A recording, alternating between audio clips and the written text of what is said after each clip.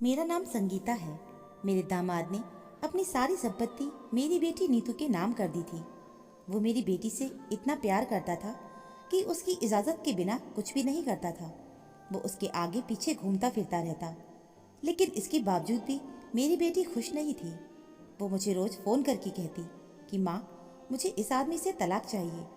मुझे उसका बंगला, गाड़ी, पैसा कुछ नहीं चाहिए, और अगर मुझे तलाक नहीं मिला तो मैं मर जाऊंगी। भगवान की कसम, मुझे उससे तलाक चाहिए। एक दिन रात के 3 बजे मुझे दामाद ने अपने घर बुलाया। वहां पहुंचने पर नीतू की हालत देख मेरा दिल कांप गया।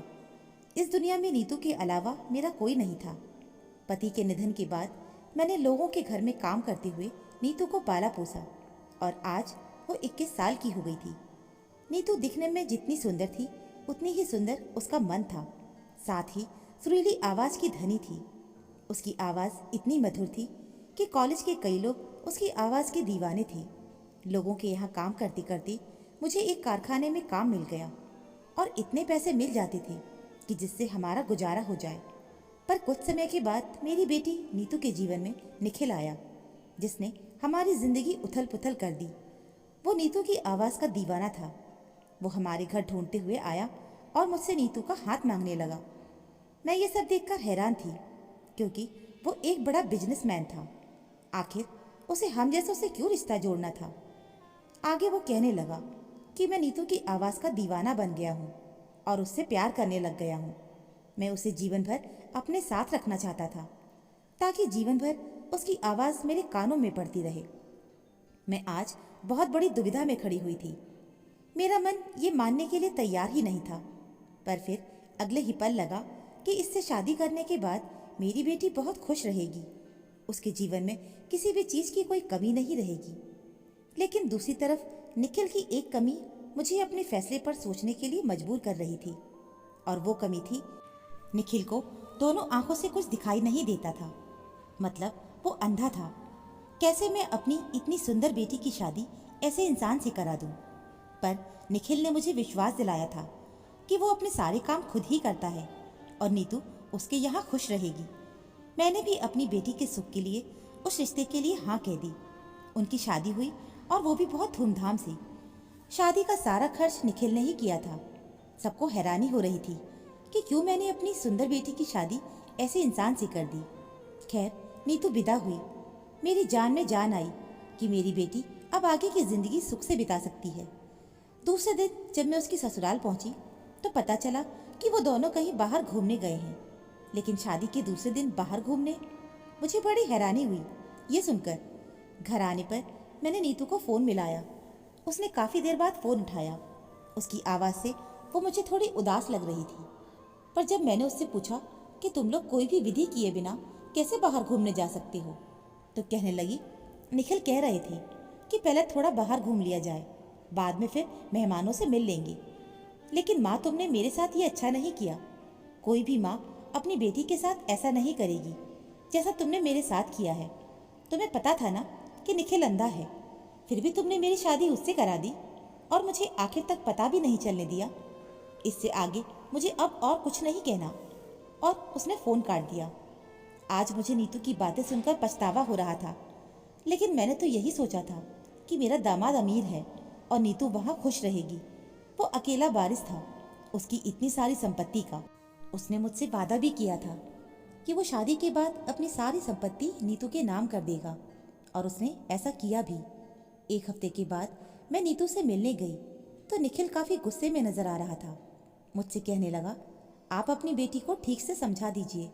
उसका पति एक बहुत अच्छा इंसान है, बस एक ही कमी है मुझ में, और जिस वजह से वो मुझे अनदेखा करती है।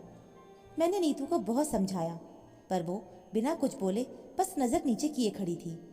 उसने मुंह से एक शब्द तक नहीं निकाला। शादी से पहले निखिल मुझ पर और नीतू पर काफ़ी पैसे खर्च करता था, पर जब से शादी हुई तब से सब कुछ बदल गया था। अब मेरी नीतू और ज़्यादा उदास रहने लगी थी, और अब तो हमारी बातें भी पहले जैसी नहीं होती थी। मुझसे मिलने भी अब वो ज़्यादा नहीं आती थी, और जब आती तो उसे रुकने के लिए कहती कि मेरे पति को कहीं दूसरी जगह रुको, ये पसंद नहीं है। मुझे अब निखिल पर गुस्सा भी आने लगा था, क्योंकि उसको अच्छे से पता था कि हम दोनों का एक दूसरे के सिवा इस दुनिया में और कोई नहीं है। फिर भी वो नीतू को मुझसे मिलने से रोक रहा था। मुझसे रहा नहीं गया और मैं दूसरे दिन निखिल के पास इसी बारे में बात करने गई। जब मैंने उससे पूछा तो कहने लगा कि मैंने कभी भी नीतू को आपसे मिलने से रोका नहीं है। आप चाहें तो नीतू से भी पूछ सकती हैं। और जब मैंने नीतू की तरफ देखा तो वो नज़र नीचे कर चुपचाप बैठी हुई थी और फिर अपने कमरे में चली गई। मैंने वहाँ जाकर उससे पूछा तो वो बोली, माँ, मेरी अब शादी हो गई है और ऐसे बार बार तुम्हारे यहाँ आना मुझे ठीक नहीं लगता और अब मुझे तुम्हारा वो छोटा घर भी अच्छा नहीं लगता। नीतू की बातें सुन मैं हैरान थी और दुखी भी। मैंने सोच लिया कि अब नीतू से मैं नहीं मिलूंगी तो कुछ दिनों के बाद वो खुद ही मेरा हालचाल जानने घर आ जाएगी। पर कई दिन बीत जाने के बाद भी नीतू घर नहीं आई। 1 महीने से ज़्यादा का वक्त बीत गया था और समय बीतने लगा। मेरे मन में ख्याल आया कि क्यों ना मैं कुछ दिन के लिए नीतू के घर पर ही रहूं और देखूं कि आखिर नीतू को क्या दिक्कत है। मैं सुबह सुबह ही निखिल के घर पहुंच गई। निखिल और नीतू मुझे घर आया देखकर हैरान हो गए। मैंने कहा, मेरी तबीयत थोड़ी ठीक नहीं है, मैं कुछ दिन यहीं रुकना चाहती हूँ। उस पर नीतू ने तो तुरंत ही हाँ कह दी। 2 दिन बीते पर नीतू अभी भी मुझसे ठीक से बात नहीं कर रही थी। एक दिन मैं नीतू को बुलाने उसके कमरे में जा रही थी कि तब मुझे किसी की बात करने की आवाज़ आई। मुझे लगा नीतू और दामाद जी बात कर रहे होंगे, इसीलिए मैं वापस लौट आई। पर जैसे ही मैं हॉल में वापस आई तो देखा निखिल सामने से आ रहा था। मैंने उससे कहा कि दामाद जी, जब आपको दिखाई नहीं देता तो आप रोज रोज ऑफिस क्यों जाते हो? तब वो कहने लगा कि मुझे दिखाई नहीं देता, पर मैं अपने सारे काम खुद ही करता हूँ। मैं तब तो कुछ नहीं बोली, पर मन में यही ख्याल आया कि अगर ये यहाँ है तो वहाँ नीतू किससे बात कर रही थी। थोड़ी देर के बाद जब मैंने नीतू से पूछा तो वो बोली मैं अपनी सहेली से बात कर रही थी। उसका जवाब मैं सुनकर चुप हो गई। पर यही सब बार बार हो रहा था। घर में मेरी बेटी किसी के साथ तो बात कर रही थी, ऐसा मुझे महसूस होने लगा था। उसके कमरे का दरवाज़ा भी अब हमेशा बंद रहता था, पर मैं जब भी ध्यान देती तो वो किसी पुरुष से बात कर रही होती। मुझे अब बहुत चिंता होने लगी थी। मैंने नीतू को बहुत समझाने की कोशिश भी की, पर वो हमेशा यही कहती कि मैं किसी से बात नहीं करती। वो मेरी बातों को अनदेखा कर रही थी। अब मुझे समझ नहीं आ रहा था कि आखिर चल क्या रहा है। कहीं ऐसा ना हो कि अपनी बेटी पर शक करके हम दोनों का ही रिश्ता मैं खराब ना कर लूं। हार कर मैं वहां से बिना कुछ बोले अपने घर निकल आ गई। कुछ समय के बाद नीतू का फ़ोन आया और उसने आगे जो कुछ भी कहा उसे सुनकर तो मैं आश्चर्यचकित रह गई थी। वो रोई जा रही थी और यही कह रही थी कि बस बहुत हो गया, अब मुझे यहाँ नहीं रहना है, थक गई हूँ मैं इन सब से, मुझे बस अब तलाक चाहिए और कुछ नहीं। लेकिन बेटा, क्या बात हुई है? दामाद जी ने कुछ कहा है क्या? नहीं माँ, मुझे बस अब नहीं रहना है। धीरे धीरे मैं एक मानसिक रोगी बनती जा रही हूँ। मुझसे नीतू की हालत देखी नहीं जा रही थी। 2 दिन के बाद मैं उसके घर पहुँची तो मैं हैरान रह गई थी। नीतू रोई जा रही थी और उसके बगल एक लड़का खड़ा था जो उसे शांत किए जा रहा था। गोरा रंग, घुंघराले बाल। नीतू उसे अपने से दूर करने की कोशिश कर रही थी, पर वो अपनी जगह से हिलने के लिए तैयार ही नहीं था। मैं उस पर जोर से चिल्लाई, पहले तो तुम दूर हो जाओ मेरी बेटी से। और तुम हो कौन और यहाँ पर क्या कर रहे हो? तब नीतू रोते रोते बोली, माँ, ये कोई और नहीं बल्कि तुम्हारा दामाद निखिल है। ये एक धोखेबाज इंसान है और मैं इसके साथ अब ज़्यादा दिन नहीं रह सकती। मैं सोचने लग गई कि ऐसा कैसे हो सकता है। निखिल तो सांवले रंग का है और उसे तो कुछ दिखाई भी नहीं देता। वो आंखों पर काला चश्मा लगाता है, लेकिन ये तो किसी राजकुमार से कम नहीं लग रहा था। मैंने नीतू की तरफ गुस्से से देखा, पर वो बार बार बस यही कहे जा रही थी कि मुझे तलाक चाहिए। आखिर ये सब क्या चल रहा था? सामने खड़ा लड़का एकदम चुप था, पर फिर ऐसा लगा कि कहीं नीतू के साथ सच में तो कुछ गलत नहीं हो रहा, जिस वजह से वो बार बार तलाक के बारे में कह रही थी। उसके बाद नीतू फूट फूट कर रोने लगी और फिर उसने शादी के पहले दिन से अब तक की सारी बातें बताईं, जिसे सुनकर मेरी रूह कांप गई थी। जब मैंने दामाद जी की तरफ देखा तो उनकी आंखों से आंसू आने लगे। नीतू कहने लगी, शादी करके जब मैं इस घर में आ गई तो जोरदार तरीके से मेरा स्वागत हुआ। ये सब देखकर मैं मन ही मन बहुत खुश हुए जा रही थी। बहुत सपने संजो कर आई थी मैं इस घर में। मेरा कमरा बहुत ही सुंदर तरीके से सजाया हुआ था। मैं अपने कमरे में अपने पति की राह देख रही थी। मैं बहुत सुंदर लग रही थी। शादी में जिस किसी ने देखा उन सभी ने मेरी तारीफ की।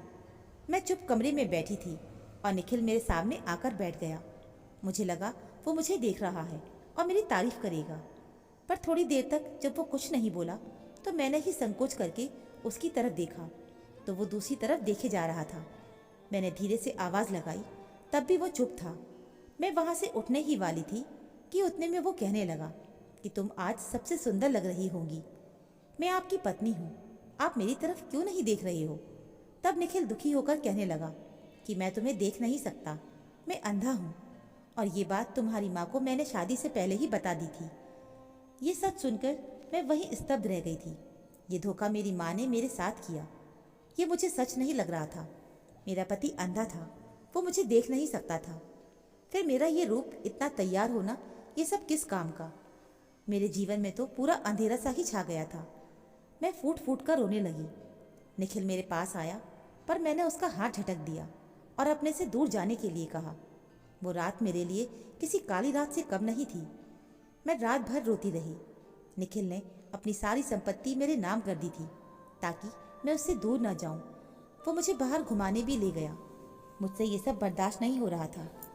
एक दिन मेरे फ़ोन पर एक मैसेज आया जिसमें लिखा था कि तुम बहुत सुंदर हो, अब ऐसे मत रहा करो, तुम सज संवर कर रहा करो, तुम अपनी सुंदरता ऐसे कम मत करो। बहुत दिनों के बाद मैंने अपने लिए ऐसे शब्द सुने थे। मुझे पता नहीं था कि वो किसका मैसेज था, पर उस इंसान को शब्दों से खेलना अच्छे से आता था। एक दिन मैंने लाल रंग की साड़ी पहनी हुई थी और हल्का सा मेकअप किया हुआ था। उतने में मेरे फ़ोन पर एक फ़ोन आया और ये फ़ोन उसी इंसान का था। उसकी आवाज़ सुन मैं उससे बात करने से नहीं रोक पाई। थोड़ी देर बाद मुखौटा पहने एक लड़का खिड़की से मेरे कमरे में आया। उसका रंग गोरा था और आंखें मुखौटा पहनने के बावजूद भी बहुत नशीली थीं। मैं उसे अपने कमरे से जाने के लिए बोल भी नहीं पा रही थी। मैंने उसे बैठने के लिए कहा। वो मेरी तारीफ किए जा रहा था। फिर तो ये सिलसिला शुरू ही रहा। निखिल काम पर चला जाता, फिर ये घर में आता था। हम दिन रात फ़ोन पर बातें करते थे। उसने मुझे साफ कह दिया था कि वो मुझसे दिल से प्यार करता था। इतना सब कुछ होने के बावजूद भी मैंने अपनी सीमा नहीं लांघी, पर बाद में मुझे लगा कि ये सब कुछ गलत है, क्योंकि मैं एक शादीशुदा स्त्री हूँ। मेरा ऐसा करना गलत था। निखिल और माँ का दिया हुआ धोखा और दूसरी तरफ इस लड़के का प्यार। मैं ये सब सोच सोचकर मानसिक रोगी जैसी बनती जा रही थी। एक दिन मैं पेन किलर लेने निखिल के कमरे में गई, तब वहाँ मुझे वही मुखौटा मिला जो वो लड़का पहनता था। मैं डर गई और सोचा कि शायद निखिल को सच पता चल गया है और उसी ने उस लड़के को मार डाला है। जब शाम को निखिल घर आया तो मैं उससे बहुत लड़ी और उससे सच्चाई जाननी चाहिए, पर आगे का सच जानकर मेरे पैरों तले ज़मीन खिसक गई। माँ, निखिल कहने लगा कि वो लड़का कोई और नहीं, मैं ही हूँ। ये सब नाटक मेरे दोस्तों ने कहा था करने के लिए, ये देखने के लिए कि तुम अपने पति से वफादार हो या नहीं। माँ, ये आदमी धोखेबाज है, इसने मुझे फंसाया है, इसने हमारी गरीबी का फ़ायदा उठाया है और मुझे फंसाया है। नीतू रोती हुई बोली। जब मैंने अपने दामाद की तरफ देखा तो कहने लगा कि माँ जी, मुझसे गलती हो गई, मुझे ये नाटक इतना नहीं खींचना था। मैं आपकी बेटी से सच में बहुत प्यार करता हूँ। वो नीतू से माफ़ी मांगने लगा। उसकी आंखों में आंसू आ गए थे। नीतू भी सच जानकर अपने आप को रोक नहीं पाई और उसके गले लग गई। अब मैं भी आगे क्या कहती। मैंने नीतू और निखिल दोनों को समझाया और फिर अपने घर चली आई। अब वो दोनों हंसी खुशी एक साथ रह रही हैं। तो दोस्तों, उम्मीद है आपको ये कहानी ज़रूर पसंद आई होगी। कहानी पसंद आई है तो प्लीज़ वीडियो को लाइक, चैनल को सब्सक्राइब ज़रूर कर लीजिएगा। मिलते हैं फिर एक नई कहानी के साथ। कहानी सुनने के लिए आप सभी का बहुत बहुत धन्यवाद।